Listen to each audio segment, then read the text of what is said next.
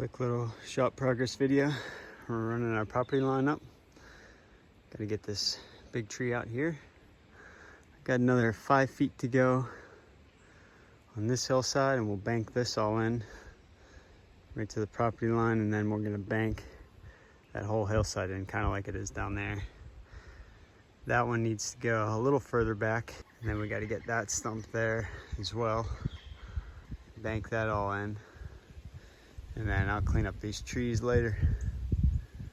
And then I do want to take that tree down maybe later. Gonna cut this tree off here, backfill, and then we'll maybe pull that one up later. Everything's later because the goal is to use the excavator to get this hillside done today.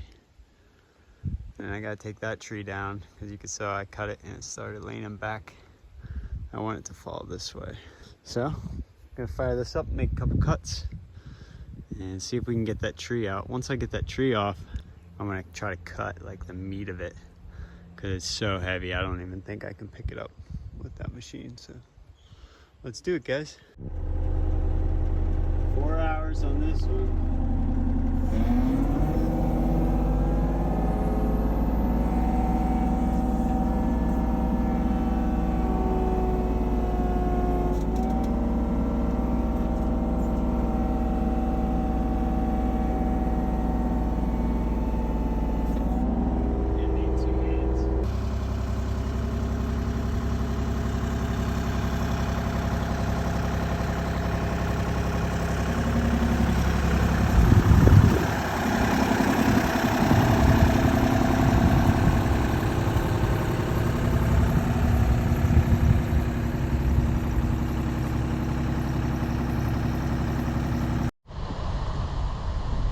Alright guys, so I'm at a good point. I got my laser, and for the first time in a year and a half, I am ready to do some final grading on this. Got most of the trees down, and got pipes in, got stuff kind of organized. I'm going to get my flat bucket on the Bobcat and go and back drag and clean up some chunks. Try to grade this out a little better. What I'm looking to do, right now I'm going to leave that side high, but I think when I get an excavator in here, I'll bring it in and I'm going to dig that one, the uphill side down, so it catches the water and run a French drain all the way around. And then I want 10 feet on all sides of the building for access, so for the man lift, for working in there. And so I have a little bit much of a grade here. I'm probably going to need some more dirt. We're going to come back with the excavator and grade this whole hillside, pull it down a little more, might even bring the excavator up top, and we'll get some more dirt that way I can use to level out that hill over there. But as far as today, it's going to rain at 10 o'clock tonight, and I'm really sick of like mud holes on the lot, because then they just soak down into the clay and it's just this whole mess. So what I'm going to do is I'm going to lay out my building. I got 4 stakes and some spray paint. I'm doing 25 feet from the property line, and then 40 by 80, and then we'll shoot that all with my Bosch laser here and see how high we are. I already did a quick estimate. It looks like we're about 1 foot to 6 inches high on that side. From front to back, we're maybe 6 inches high on the back, and then down here I have a 2 foot low spot right here, and then I'm right on grade in that back left corner. So let's go out and mark it, and then we'll shoot it with the laser.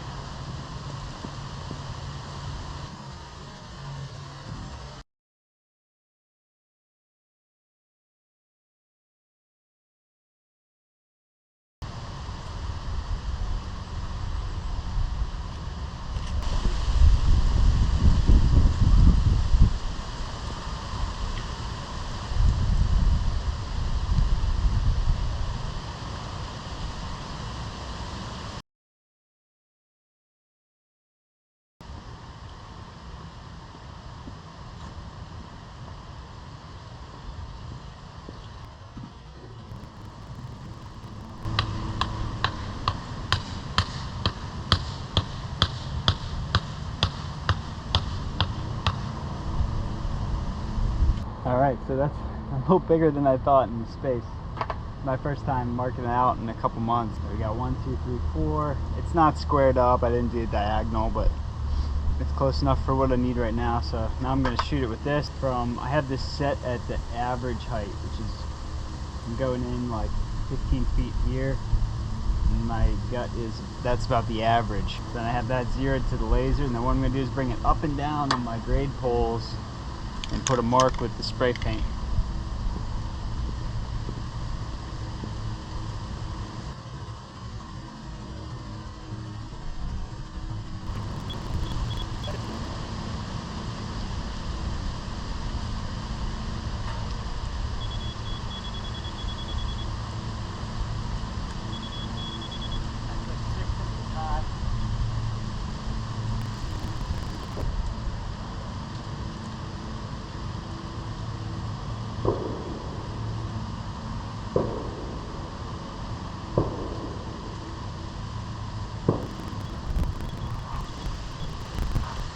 Alright, that kind of worked. I'll shut this down for now. And we'll put that grading bucket on.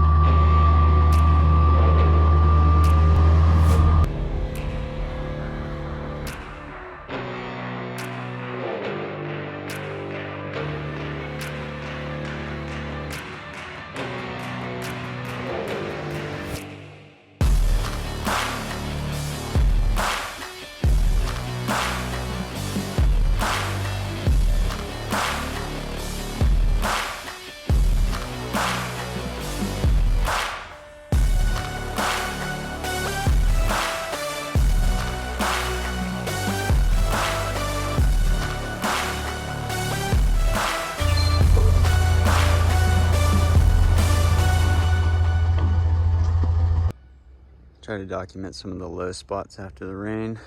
Got one there, kind of one right there.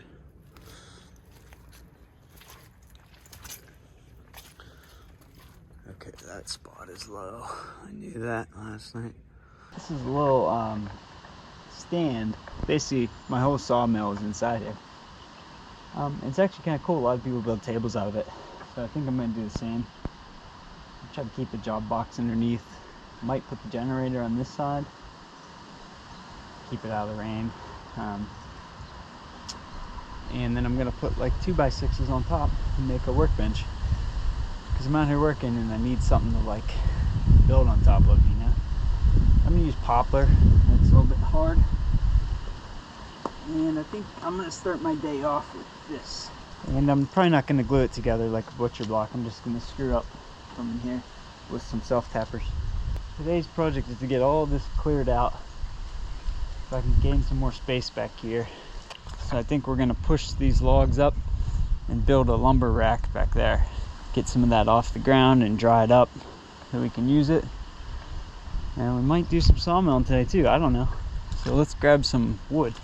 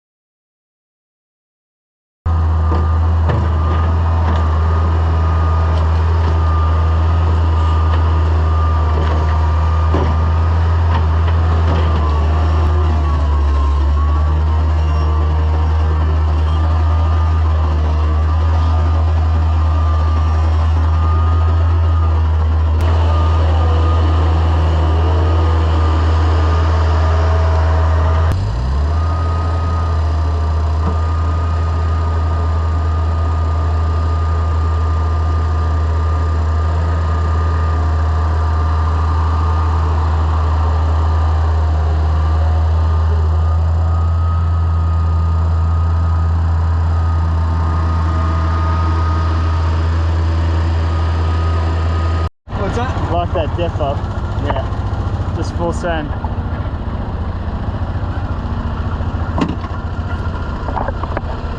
Alright, we gotta get our forks out. Well, kind of out of room in the shop because I might have just got all my 24-inch sonotubes. We gotta finish that table, but working on the shop a little more today because the cold weather is coming. Well, just about ready to put this road in finally. Got a load of gravel. I already used about half, but just 2B. I decided to go with the smaller stuff instead of putting road grade, construction road grade, whatever, number 3s or whatever, because of the man lift. I wanted the man lift to ride on a pretty flat surface getting up here since it's only 2-wheel drive, and I was worried about the bigger rock and that. So I started cutting this down a little bit because this is pretty flat, but I had this peaked up a little bit. I'm trying to grade that so that the water actually runs away from the building a little bit. This is probably all 6 inches higher, so I still gotta, this road, let's do it. I've been waiting for this moment for a long time to kick this thing down the hill.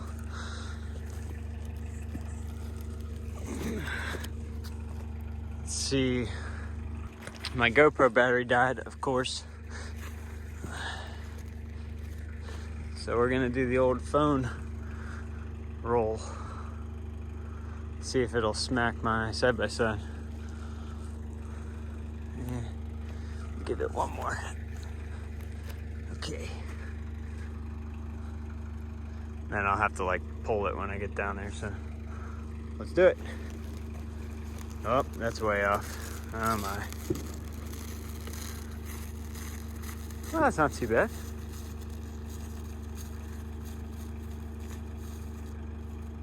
Hopefully it stops it. Yeah. This is 12 feet wide by 400 feet or something. I ended up just buying a whole sleeve of it. I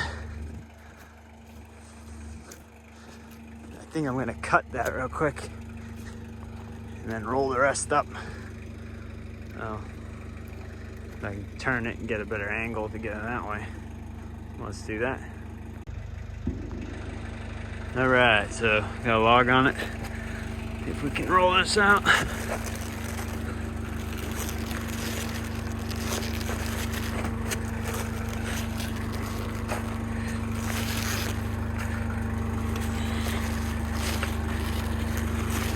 I'm most excited for this roll to be about 50 pounds lighter. It's so heavy.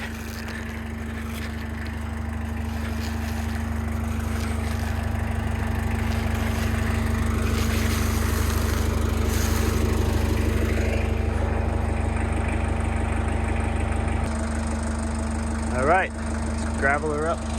See how far we get.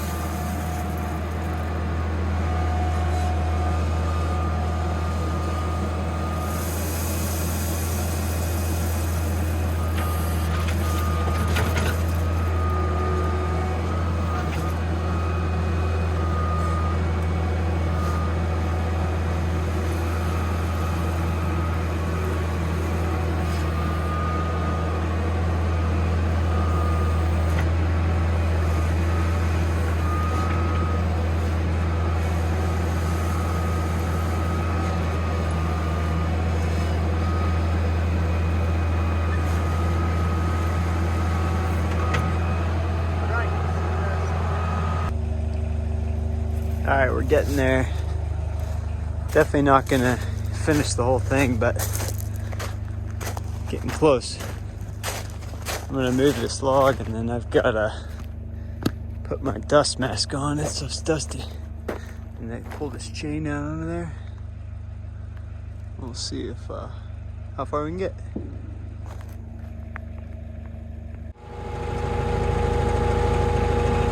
Well guys, got it done.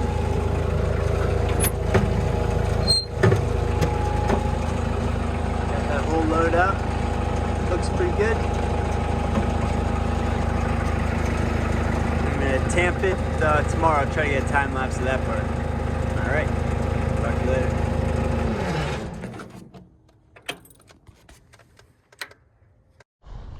All right, cleaning up around here.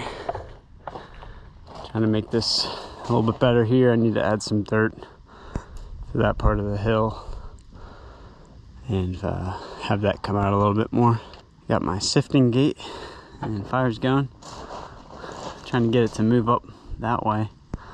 So I'm gonna keep pushing it with the machine. But it looks like it's doing it itself. So gotta make some room to split wood and get that water draining. And then this will all be gravel on the next run, as well as up there. So I want to tamp this, but yesterday I went to pull start it. Yeah, it broke off.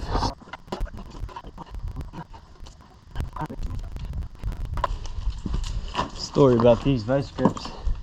When I bought my old Chevy 2500, I was driving it home first day, and the rear brake line sprung a leak. So I coasted into Home Depot, luckily, and bought these and crimped the line off and finished driving home. So I like those kinds of stories. You'll always remember where you got something or got a tool.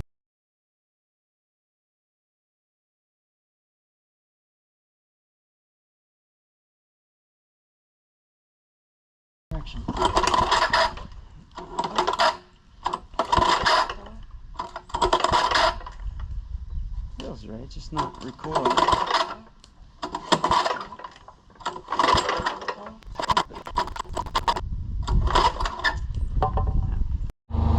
Alright, fire's been going pretty good. Started to work back that way. Been working on cleaning this area out. I want to be able to split wood if I need to, so we're gonna pull this John Deere bucket out of here. Hopefully don't knock over my wood pile, because I've knocked that over 5 or 6 times. So I'm gonna try to pull straight back.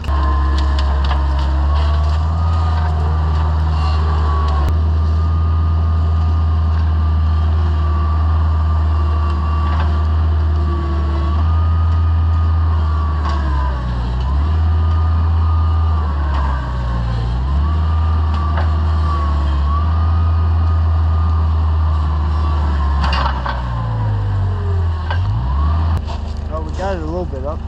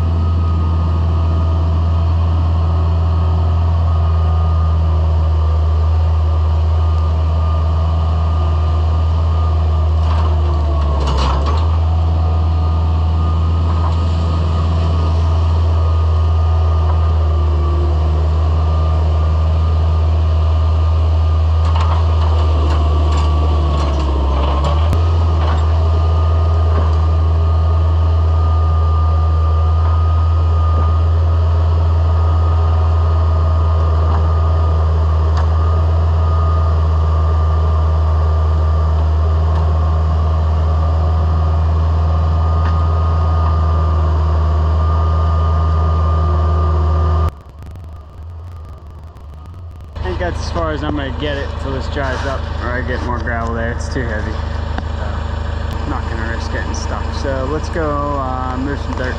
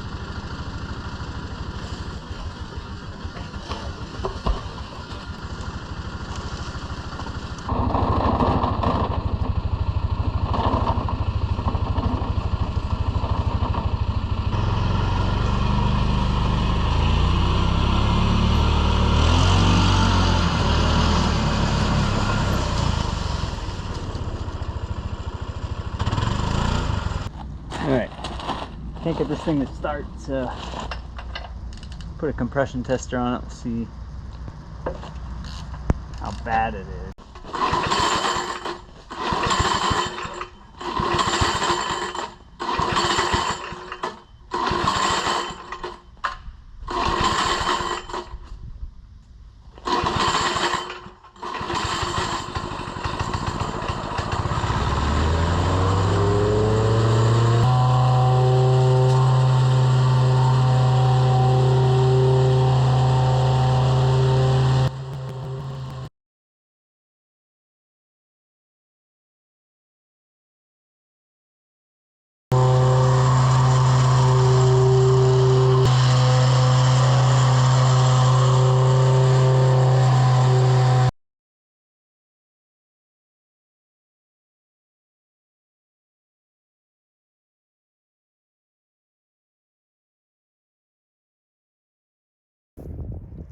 Alright, so I got a lot of big trucks coming for the shop.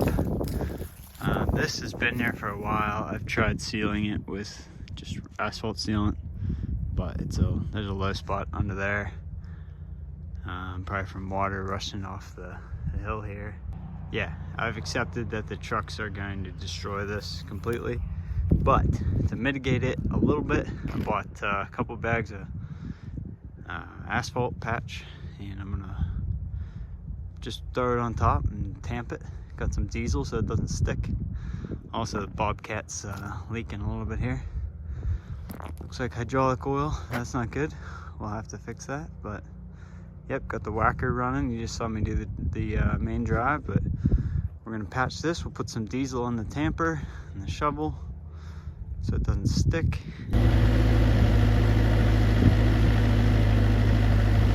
So I bought the world's cheapest concrete vibrator straight from eBay.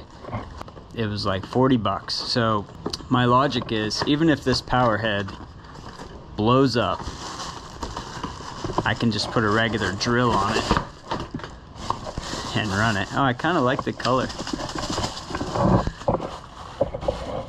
It's like Makita, fake Makita. Oh man, this is the cheapest thing I've ever bought. So how it works, once I found out how they worked, it was like a no-brainer. So, because even if this blows up, I'm just going to cut this tip off here and just put it on a regular drill.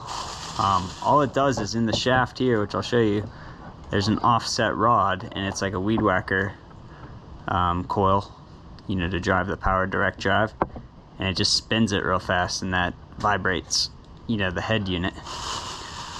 So yeah, you can't buy just this. You could buy the power heads individually for like 26 bucks, but you can't buy just this, or else I would have just bought this and like made, you know, a hex drive. It's just a 6-sided drive there. So let's open this.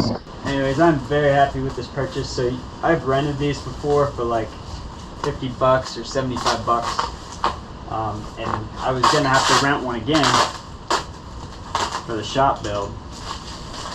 And just my time driving to go rent it is as much as, well, just my gas to drive and go rent it is as much as this whole thing costs. So if it literally lasts one job, even if you don't plan on doing the power head change, it's totally worth it. Unless I'm missing something. Obviously, if you're doing this every single day, well, this is actually pretty heavy duty. Look at that.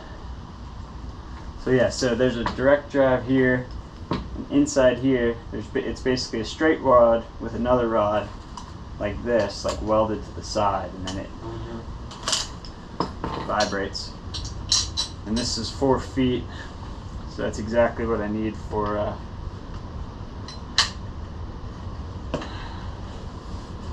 my holes. Now the good ones of these cost about $400. They have that nice little handheld protective case around the body, and they're electric. And then they do have gas ones too that have a backpack. Even the used ones people wanted like $200 for. So it's important to vibrate concrete in sonotubes or any formed application. And you can use, like if you're doing ICFs, you can use like a drill or something similar to vibrate the outside. But since I'm doing sonotubes in the ground, there's nothing to vibrate because it's all below the surface. So you need one of these to get down in there.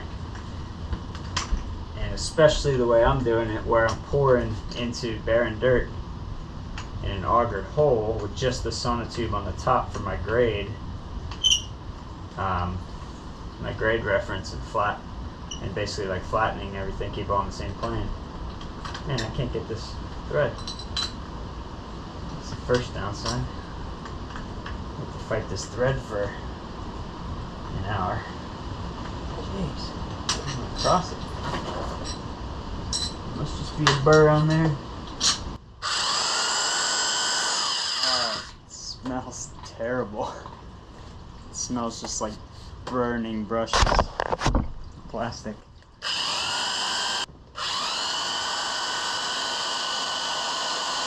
It smells like burnt plastic. Like, oh, it's smoking. Did you see that? Hey, what's up guys? I'm gonna end the video here. Got a ton more stuff to show you. You have to stick around for the next one. All right, thanks guys. Please like and subscribe, and keep on hanging out with the Dirt Shop. Later.